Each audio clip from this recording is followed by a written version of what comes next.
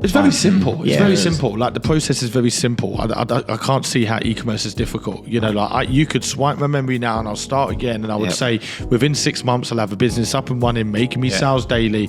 It's just understanding, because I think a lot of people join and they got this they're very short-sighted. They think it's just, I'll go through your educational program, build a business, and I'm going to sit back and make millions. And we see that all the time. It doesn't work like that. But if you do it properly and you take your time, in 6 months of starting with no experience, you can change your life. You can change the way you think. You can change the way you look at money. You can change the way you understand business. And you can have something here that is going to completely change your life forever. The strategy with Apple, obviously they're a multi-billion-pound business and stuff like that. You've got slightly smaller companies that have their own strategies different. So Sonos, as an example, the speaker company. Now, they've never done surveys on what people want from them. It's always surveys of what do you think of our products. So they've just recently launched this as well. Over the last few weeks, they've been building so much hype through emails, SMSs on their website saying we're releasing a new product very soon. And this is a company that hardly releases new products. So you've got that aspect as well. So it's something unique, it's something different. And they're pushing out there that they're releasing a new product that everybody's been asking for when they haven't had any surveys back from that. So obviously you're sitting there thinking like, oh, what is this product? They're not telling you what it is, they're not telling you the features. So they're giving you like every day, they're giving you an email or an SMS like telling you it's coming. Then they release it, there's a pair of headphones. So like headphones are out there everywhere, do you know what I mean? Yeah. But their sales, and if you look at like the profit shares and stuff like that, skyrocketed during that phase. But I agree, I think members do run products and they do well for a long period of time before running it into the ground. But what we're seeing members do now, and this is kind of what this podcast is going to be about, is once again looking at other products rather than being stuck with that one product. Oh, it's not working, or it's starting to slow down in sales. Well, no, we've got a second product here, and it's getting yourself out there a little bit more and recognizing that we can have more than one product that's working.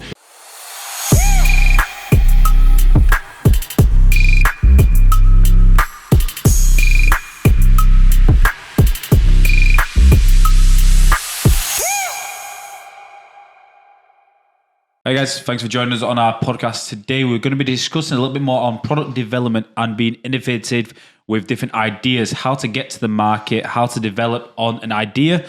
And I think it's something that we recently discussed on how iPhones, or it came out allegedly that when iPhone 14 was around, I believe that there was a statement that iPhone 20 available, or the technology in iPhone 20, and how somewhat it's beneficial to drip feed instead of going all out. And I think it's also about, sometimes you can get stagnant in, you have a product that does well and you'll run it into the ground without thinking about the second or the third, or that being innovative or product development in how you can go beyond and develop not only that product, but develop your marketing strategy or a brand in total. Looking into your customer lifetime value and how you may get a purchase on one product that sells really well.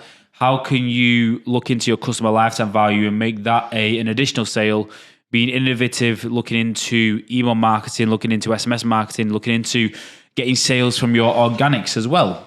I just want to stop you. Sorry, I think it's quite scary that we're that advanced in technology, but we don't have access to it. It's crazy. You think they already know what's around the corner before any of us know. Well, I think it's crazy when you think about that. In terms of the internet, and don't quote me on this, but I believe the actual Internet Explorer is only something around like 7% of the actual internet. So you think the dark web, there's something so deep that they say that AI is self-aware in the Mariana Trench, which is, I think Mariana Trench is the actual place off the coast of Africa or something like that, which is like the lowest point in the world. But the Mariana Trench, in terms of the internet, is the darkest or deepest place of the internet where it believes that AI is self-aware. And I think that's worrying. That's like, scary, we're going into iRobot. Will Smith's going to pop up in a minute. Well, you've seen Tesla doing them when we was in LA last year. Went into Tesla and they had the robot there. Got robots there, yeah. Self-driving as well, though. The cars in San Fran, San Fran. Yeah, that's how far technology's come. But I agree. I think members do run products and they do well for a long period of time before running it into the ground.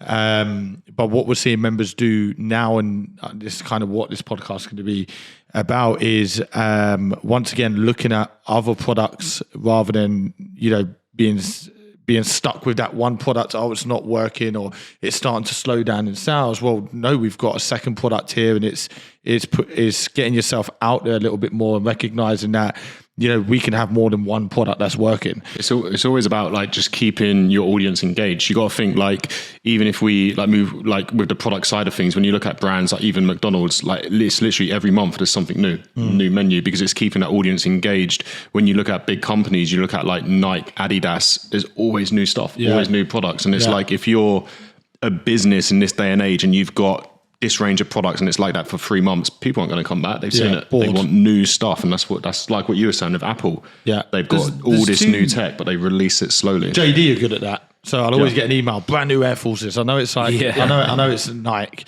but it's like brand new Air Forces, and then literally a week later, brand new Adidas, Stan Smiths or whatever they are. Like they're constantly pushing because it keeps the interest. Well, it's all about keeping people on the website and stuff like that. But I also think in terms of there doesn't have to be a product development element as well to be an innovative.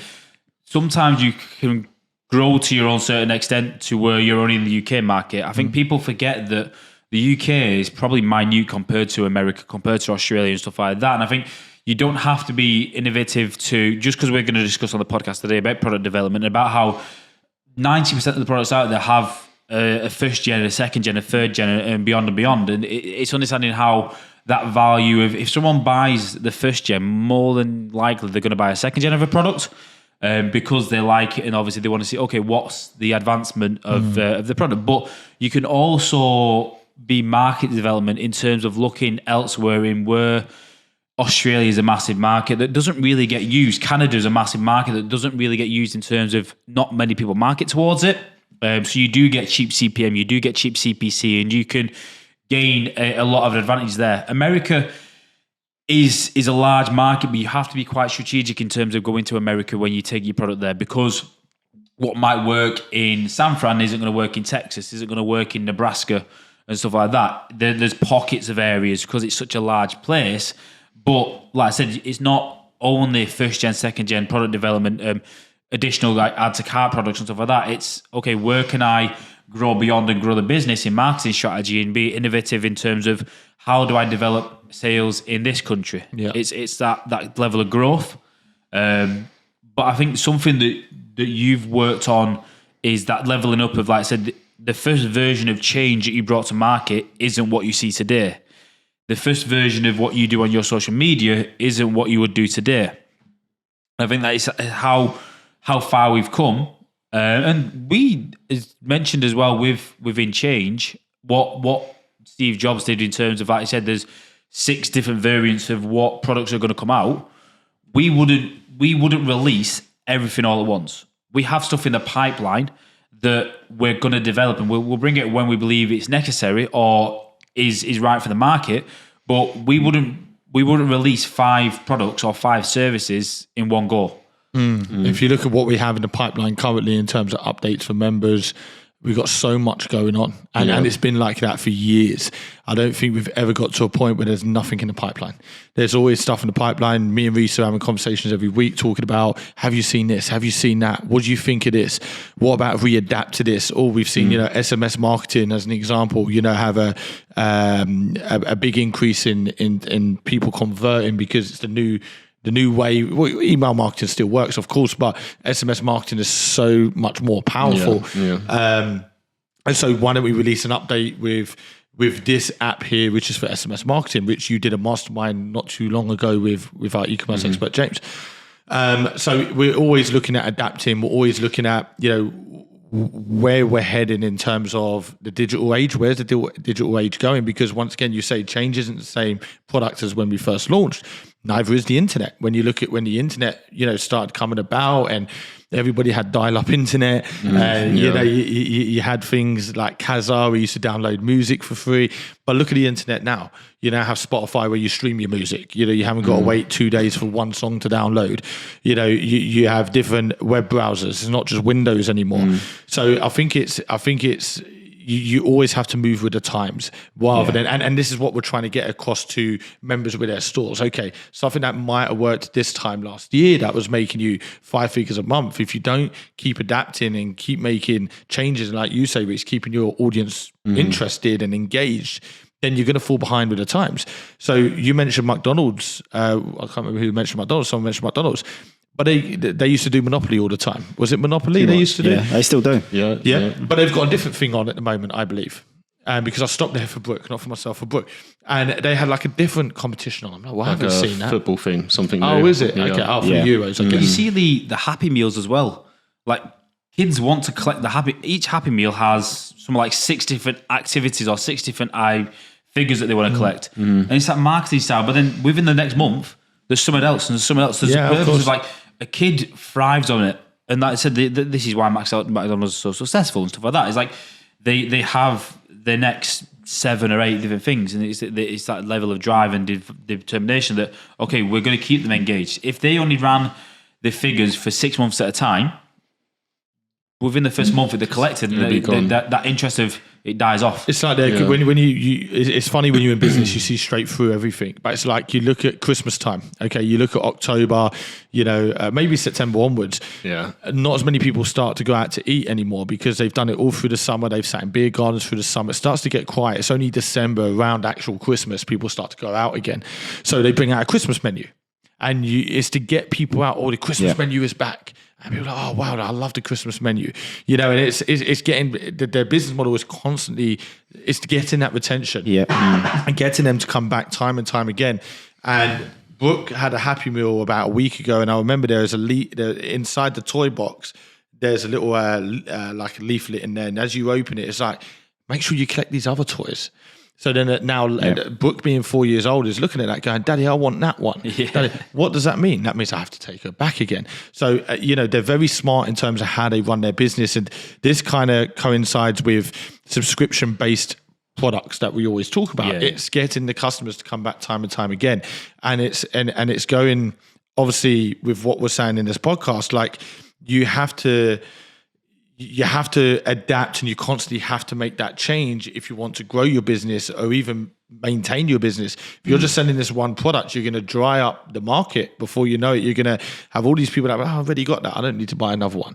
But if you have another product coming soon, which like it is a Gen 2 or a Gen 3, like you say, and this is what Apple do with the watches. This is what Samsung do with their watches. They bring out a Gen 1 and they build the hype, they get the demand, and then they go, right, Don't release the Gen 2 yet. Keep the numbers are coming in, and as soon as they see a decline in numbers, release the Gen 2, and the numbers go back up again. And it's a very smart way of marketing. And I think anyone looking at doing e-commerce should definitely have a plan in place to do exactly this. It doesn't have to be a Gen 2 or Gen 3, but if you're in the cosmetics industry and you have a product there that's performing really well, okay, let's do some product research. Let's test the markets. Let's try and collect some data. Let's see what people are thriving over at the moment. So whilst this product is performing well, I'm already working in the background on the next big product for my store. So as soon as I start seeing sales decline or stop seeing the growth, that's when I then drop my second product. So it then starts to scale again. And the beauty of this and what we're talking about is if you do actually implement this into your plan, you've got so much time there to be able to crack this and execute. This is the word I'm looking for. Really execute that second product before it even goes to market. So when it goes to market, you're going to make the sales. You've already confirmed way before the launch that this is going to work through data, through maybe it's polls, whether it's doing market research. You have a lot of time to do this, but don't do it when you're like, oh fuck, my sales have gone down. Oh my it isn't what have a plan. You need to have a plan. You need to pivot within the business to keep up with trends and keep people engaged with the product and stuff. But it's the same with like members when they're looking for like a new product. Like this, I know you need to focus on that one product, but think outside the box a little bit. Is there a product that you can adapt with this moving forward? So 6 months down the line, 12 months down the line, you've got a plan of bringing another product in that keeps people entertained. And it's like private labeling is a perfect example because you can modify the product. You might get a load of reviews and stuff after you've made 100 or 200 sales online. you'll get some reviews of saying, oh, I'd like that button there or this button there. Yeah. Private labeling, you can change that. There's your next gen. You often hear that, don't you? When I've bought products before, and then it's like new, updated, better. They change it all. Yeah, It's like a better version of the original product. It then allows the business to retain value because you feel like you've brought this one, or it also creates like a hierarchy as well for someone new coming onto the business. If you have 2 products, more than likely, I don't know if it's because of the day and age that I'm brought up in and stuff like that, subconsciously, even without seeing what the difference is, I would probably initially look at the higher product ticket. Even if and not e-commerce, but fashion brands and like beauty brands do it quite often. I think Cloud9 are massive at the moment. Cloud9 are a hair straightening brand. You'll have 4 different hair straighteners. They all do the same thing. They all straighten a girl's hair or they all straighten a boy's hair, whoever's hair. But each one probably has a minuscule difference between them, but there'll be a £20 increase. And subconsciously, I'm probably, because there is a value between them different and stuff like that, I'm more than likely probably going to purchase the higher one because I think it's going to give a better quality of product, might last longer and stuff like that. But if there was only the one product, more than likely, I would then compare that product with different competitors. But instead, because you've got value within your store, you've got different products. You may have Gen 1, Gen 2, Gen 3. I'm comparing it in store. So you're more likely to, because you've added value, you've got a comparativeness in store that keeps me within your store. I can do a comparison between, okay, if I don't want to buy the most expensive one, I have different options as well. So it's like, not only that product development is good to keep engagement, but if someone hadn't known you from Gen 1, they can go on and then you have value, have hierarchy. You can then, you're keeping that competitiveness within your own brand. Now, like I said, it then adds value. Someone may only buy Gen 1 because it's cheaper at the moment, but then it gets that interaction where they may come back, okay, yeah, there's really good product.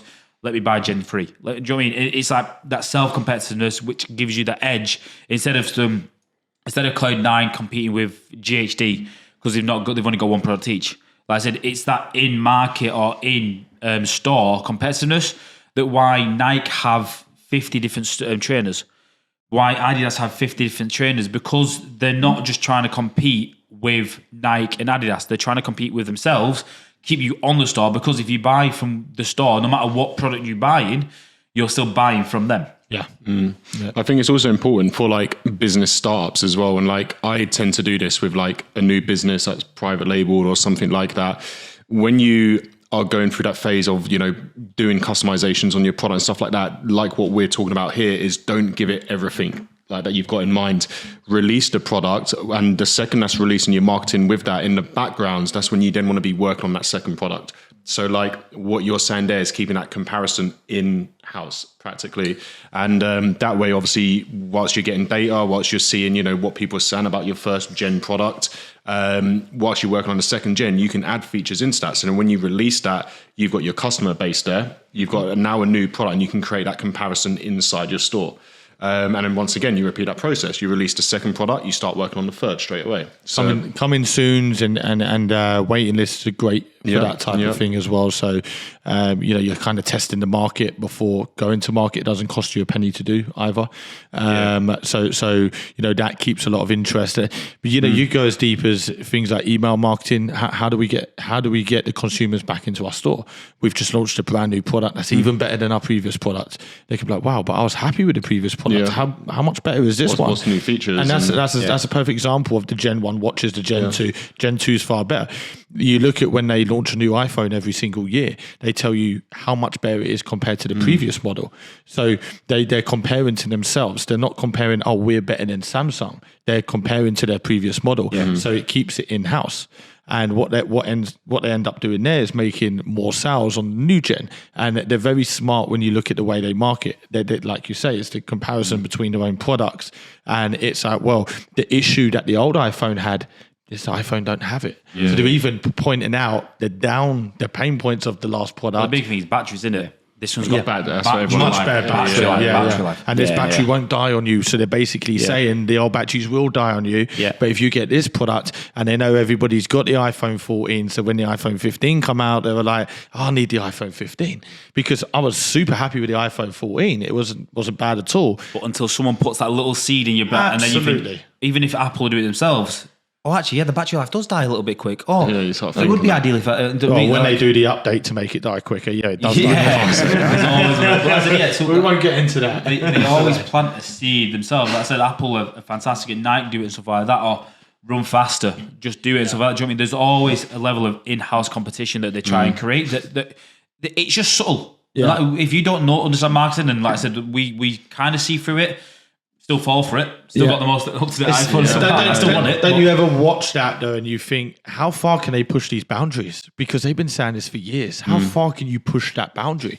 Yeah. But it works time and time again. A lot of competitors, so like the strategy with Apple, obviously they're a multi-billion pound business and stuff like that. You've got slightly smaller companies that have their own strategies different. So Sonos, as an example, the speaker company. Now, they've never done surveys on what people want from them. It's always surveys of what do you think of our products. So they've just recently launched this as well. Over the last few weeks, they've been building so much hype through emails, SMSs on their website saying we're releasing a new product very soon. And this is a company that hardly releases new products. So you've got that aspect as well. So it's something unique, it's something different. And they're pushing out there that they're releasing a new product that everybody's been asking for, when they haven't had any surveys back from that. So obviously you're sitting there thinking like, oh, what is this product? Yeah. They're not telling you what it is, Yeah, not telling you the smart. features. So they're giving you like every day, they're giving you an email on SMS, like telling you it's coming. Then they release it. There's a pair of headphones. So like headphones are out there everywhere. Do you know what I mean? Yeah. But their sales, and if you look at like the profit shares and stuff like that, skyrocketed during that phase. Yeah. Another company releasing, and this is a company that's gone from zero to multi-millions in literally within the space of a month. They were had a big email list. They were doing Facebook ads, and they were releasing a very unique hat online, but they were doing it with a letter on the hat from A to Z, but they were releasing it in batches. So for the first 4 letters, you could buy that. And then if you wanted like your initials on it, you could subscribe, build your email list, you get a discount. And over the space of like, I don't even think they've released the full alphabet yet for the hat. The email list is massive. They've turned over like millions already. And it's just like little marketing aspects like that. And it's the same with people that are trying to push, new startups and businesses like that. If you've got an email list, you need to expand that as much as you can, because there's no point launching a brand new store and then straight away talking about, oh, we got a new product coming. No one's seeing it. No one cares. It's like we said, it's being innovative. Exactly. Every marketing scheme is somewhat out there. There's a but okay, how can you be different? Like I said, that releasing the in groups of batches and stuff like that. To okay, this is something we've not seen before. How can you Exclusivity. grow on that? Yeah. I think it's, it comes down to data again, doesn't it? How much data you can receive to be able to market and then exploit, your customers and stuff like that to release new products. Data is everything. It becomes easier the more data you get. 100%. So the more data you get, the more surveys you can hold, the more feedback that you receive, and the more feedback, the more the numbers, the easier it is to see what works. And that's why we talk about all the time, don't we? With you, Anthony, we talk about cold testing.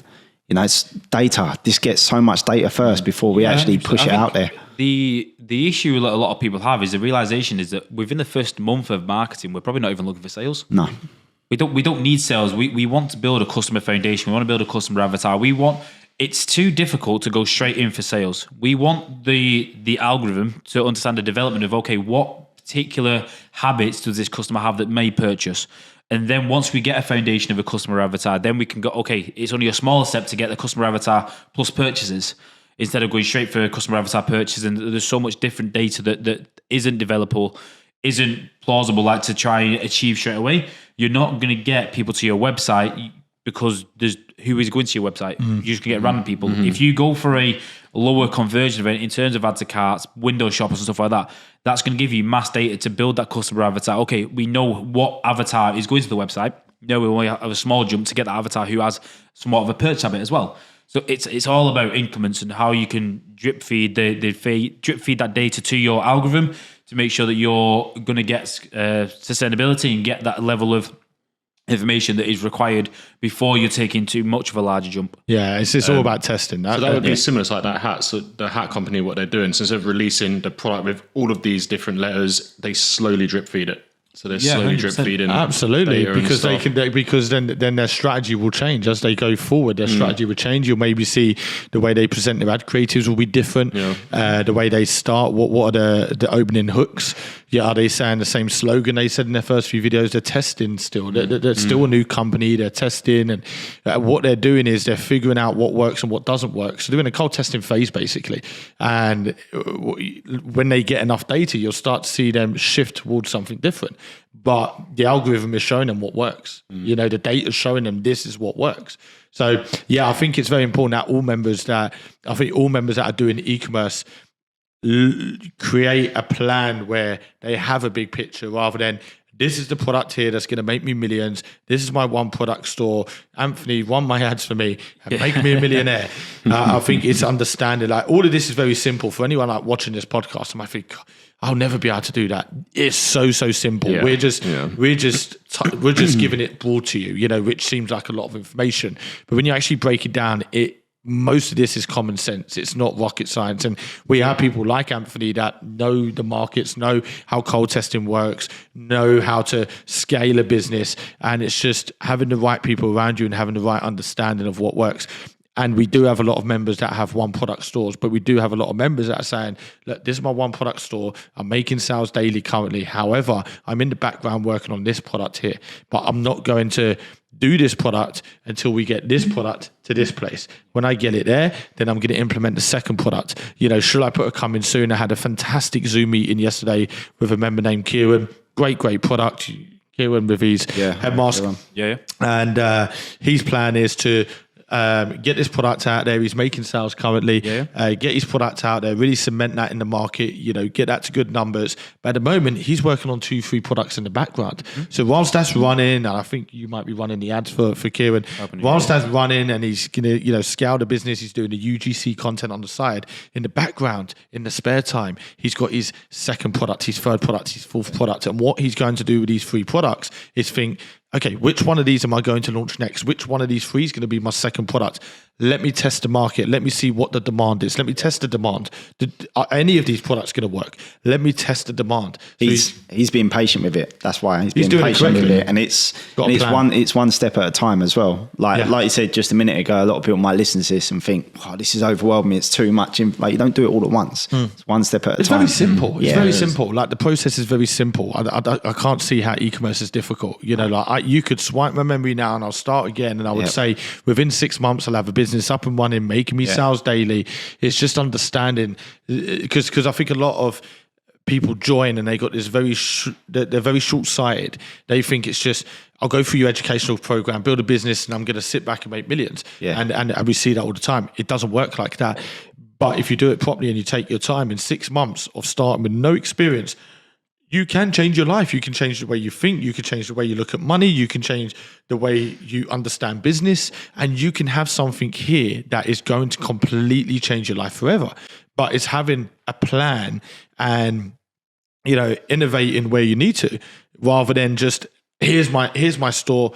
I just sit back. It's understanding, no. There's stuff that we need to be doing in the background, you know, and It's a process, isn't it? Thinking outside the box a little bit more. That's what it is. Yeah, it's light work. It's not hard work. It's light work. I don't look at working online as a hard work. I don't see it as hard work. We used the word hard work because there's no other way of putting it. But it's not hard work. You're sitting on a laptop. It's not hard work. I think you've got to do hard work, but it's not hard work to complete. It's not hard work. There's a difference Physically, it's not, is it? That's the thing. Physically, it's not.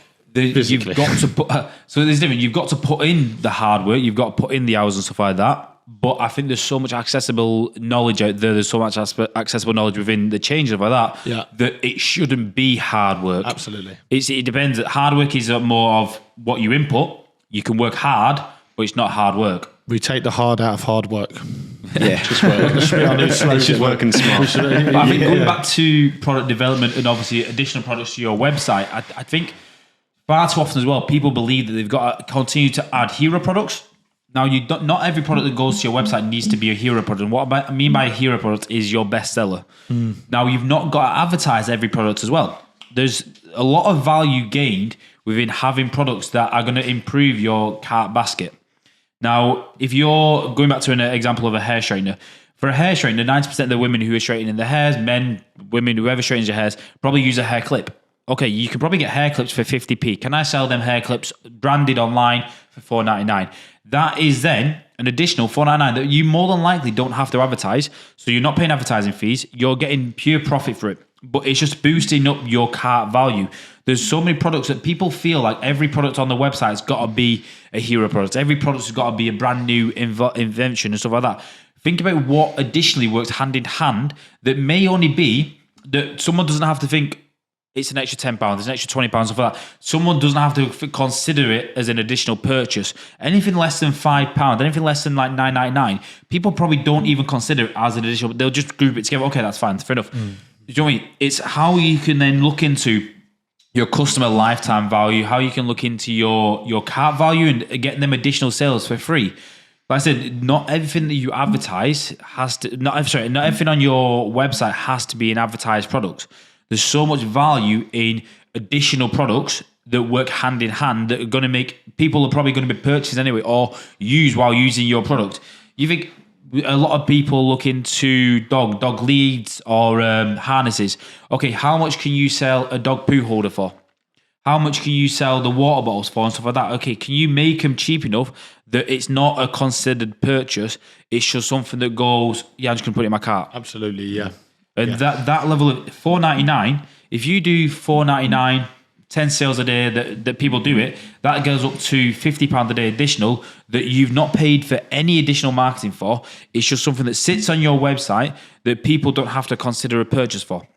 That's then pretty much $4.99, you pay 50p for the product. That's £4.50 pure profit. That's £45 pure profit within a day.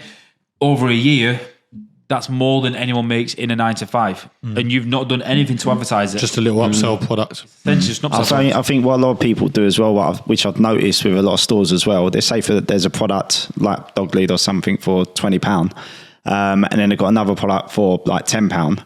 What sometimes people do is they'll say, if you spend this much, delivery's free. And what happens is they put another £10 on top. They'll get it for free, but initially they spent more money and more money's gone through the cart. It's all them little incentives to get that cart value up. Like I said, the free shipping over £30. I think we did one really well with embroidery clothing. So Tiff, obviously, who's one of our members, she did a webinar with me when we were in Tenerife. And what she did for Mother's Day, we were going to do free shipping or 10%, and we thought it's very generic. If you do 10%, you're probably going to save. It's going to cost us $4.99, £5. But if we did embroidery, which someone feels like they're getting more value for the money, the embroidery only costs us 50p. We're saving ourselves £4.50, while the customer feels more value in what they're getting because it's more personal to them. We did somewhat. We're still running the offer now. Even though obviously we're past Mother's Day and stuff like that, it was such a popular idea that cost us, we saved money, but people felt like they gained more value. And it's like I said, innovative. How can you, 10% is so generic. Yeah. How can we offer value to a customer that, again, we're saving money, but they feel like they're gaining more value because they're not paying for embroidery and stuff like that. It's understanding the market and understanding what they're going to value most and how you can change that value to them. I said, so personally value. We've now done it off as Father's Day idea and stuff like that. It's that level of embroidery. Like I said, not everything's got to be a discounted saving product. Not everything's got to be free shipping and stuff like that. There is more value if you did a level of personalization to it that they can understand. If you, in terms of B2B as well, you could then take that embroidery to B2B. You can then go to stores and say, okay, yeah, we'll give you these ones. We'll put your logo in it as well. We'll white label it and we'll put your logo on it if you buy a certain percentage. But once again, if you never tried that, you'll never know. You'll always be stuck with that 10% off. And then you'll think, oh, shall I put 20% off because 10% isn't working? So it's just trying new things, being open-minded and innovating. Another good strategy with that is like air fryers. Obviously, you know, since bills are going up and stuff like that, especially around winter time, air fryers were just skyrocketing. Everyone's buying them. Still are. They're still a good product. We're going to see a lot of air fryer stores now. But like a good incentive, instead of offering, like what you're saying, Anthony, like 10% off, it's just so generic. What a couple people did that worked extremely well for them was offer a subscription base for the grease-proof things that go in the air fryer. So literally, you put your food in it. Once it's done, you chuck it. They're disposable. Yeah. But you subscribe to them for $7.99 a month. You get 30, so it's one a day. Yeah. But the first monthly subscription's free. So you subscribe for free. You get that sent with your order. But then the following month, you get billed, and then obviously you get another lot sent out. On that as well, the value is a lot of people. Obviously, we did have a trending through as well. It's ebooks. Yeah. You can write a custom. So you buy today, you get sent a recipe book. Oh, I've seen that before. Costs you absolutely nothing, but incentivize someone without obviously giving a discount. Like I said, and I think people forget, if you offer 10%, 20%, 30% discount, that's pure profit. And I think people forget, sometimes they think, it's just a discount, I'll do it. People fall into a trap sometimes of offering like 30% discount and losing complete profitability of the product. Yeah. You might as well just offer someone it for free. Yeah, absolutely. Yeah, because like I said, they're not understanding where the business side of it comes in. They're not understanding the margins. So, like I said, it's easy. It's too easy to offer 30%. But like I said, you might not have 30% value in, or you might not have that margin in your product. And you just might as well. All right, I've done 100 sales today, but gained a $5 profit. Yeah, like nothing.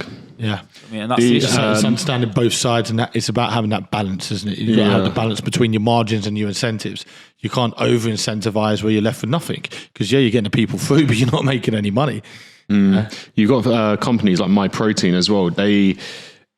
Their profit margins must be ridiculously huge, because they combine pretty much all the offers that we've suggested. So they do what you said about, like, the more you spend, you unlock free shipping. And if you were to spend like an extra 15 quid, you'll get this free item. Spend another 15 quid, you'll get, this free ebook. So 50 quid, you've got this bottle. Actually, that's what they do. But then they also add things on. Like, if you're buying like a vitamin, it will be like, you get this one for free if you buy one of these. So it's like you feel like spending 60 quid on MyProtein, you're getting so much. But actually, they're still making a hell of a lot of profit. That's very smart marketing. Rather than lowering their prices, they put their prices up and go, you're giving you free. Yeah. So you feel like, wow, I'm getting all this for free, but you're not. You're paying for it. But then before you think about that, you're already locked onto, I'm getting this for free. It's already in the basket. This is added. Yeah, so it's like, they do it on Amazon. Amazon do it as well. So when you purchase out on Amazon, right below where you press the buy now button, they've got other products saying other people have also bought this. And it's right in front of you. It's right in front of your face. 5% off if you subscribe. There's the whole 5% off.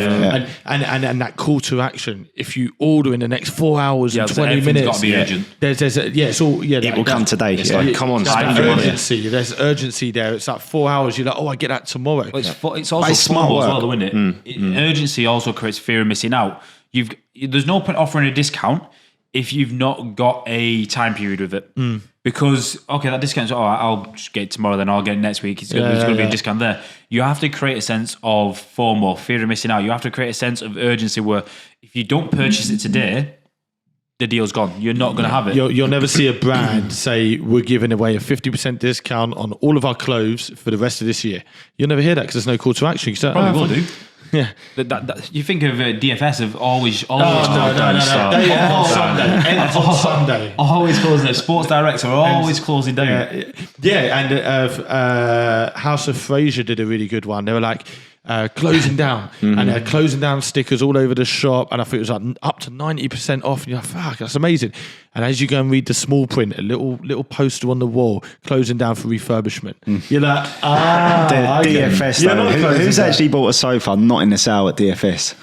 No, mine was on sale. I think it was normally $8,000, got it for $999. But that's what they told me. You do buy it because it's nice, I saved $7,000. And that sale ended yesterday. Yeah. No, Sunday, but it restarts Monday. And new one started. But like I say, you do feel like you've gained value. I think when you physically see how much you're saving as well, that's worth a load. Sometimes you say, you get 10%. People don't realize what 10% is. Sometimes it's only a $5. But like I said, if you can say, sometimes if you say you save £50. People can then put that towards their own head, and they can actually mathematically, equation that I save £50. It's more in value that way than 10%. Because sometimes people think 10%, it's not that much. If you say, save $9.99, that's probably worth more than what the 5% or the 10% is. And they do that in DFS. They have little badges on the end of the sofas that say save £4,000 pounds. No. Yeah. And then it's got a big in red, save 4,000. And you're like, fuck, 4,000. You feel like it's more valuable to you. And again, that first number is probably made up. Yeah. I mean, It definitely is made up. It's made up, but you feel like, and you still will purchase it because you think, I could save 7,000 there, right? Yeah, What exactly. a bargain. They're innovating. DFS have been innovating for the last 30 years. And then advertisements. But like I said, there's always an end sale. There's always an end point to that sale. The fear is that, all right, yeah, with DFS you can joke that there's going to be another sale on Monday, but your fear is this product going to be in the sale? Absolutely. Am I going to get the sale? Is it going to be a smaller sale? Yeah. Because they don't run the same sale every time. There's different discounts, there's different products. So your fear is that it's now and there or never. So that's how they get you as well. That's why you can joke about it always shutting down, but there's always a discount that changes. There's always a different element. So the product you want there may not be in the sale, may not be at the same price. So you always think, I best get it now. That's just DFS innovating, using scarcity tactics, very smart on their behalf. And it works. They're still about. They've been doing it for years. And those scaring tactics, you'll see companies online, like if something's in the sale, when you're looking at obviously the button to add to cart or something like that, it can literally say something like, oh, in the last 24 hours, 148 people have checked out. Straight, you're like, damn, like I need to get this. It's the fear of missing out once again. Yeah. Guys, we can go on and on. There's so many strategies. It's been an awesome podcast. Yeah. A lot of value in there. And hopefully anyone watching this can take some value from this. Because if you've got a store, there's nothing wrong with what you're doing. Get it out there. Get your one product out there. You on track. Go make sales. Go make money. But look at ways of innovating. Look at ways of, learning, adapting, changing, because that's what it takes. And it's very simple. I will repeat myself. It's very simple to do. But you just need a plan in place. And like all of our members, they all have business plans. There's members that jump on Zoom meetings with Anthony every week. So the help and the support is there. Yeah. We're here to take hard out of hard work. Love it. Cheers, guys. Cheers, guys. Cheers.